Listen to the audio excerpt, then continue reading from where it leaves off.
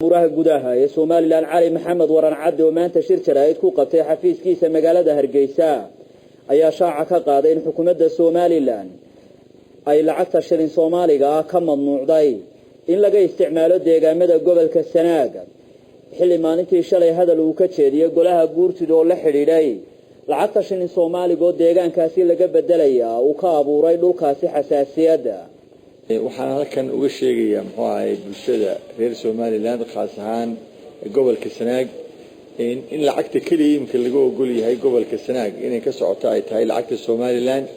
lacag labaad oo loo ogol yahay inay ka garab socotana aanay jirin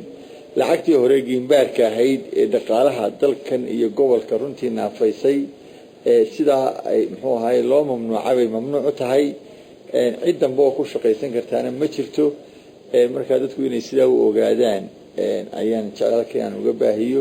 wuxuu yar isfahm laanaba dhacday waxa la yiraahdo wasiirku wuxuu yiri muddadii baa la dheereeyay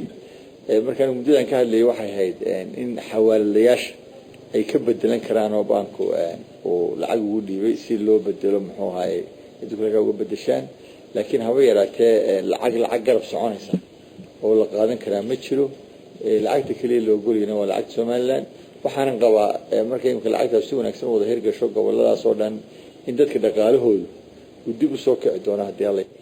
dhanka kalena wasiirku bando uu sheegay in magaalada Ceerigaabo laga qaaday ayaa maanta waxa uu xaqiijiyay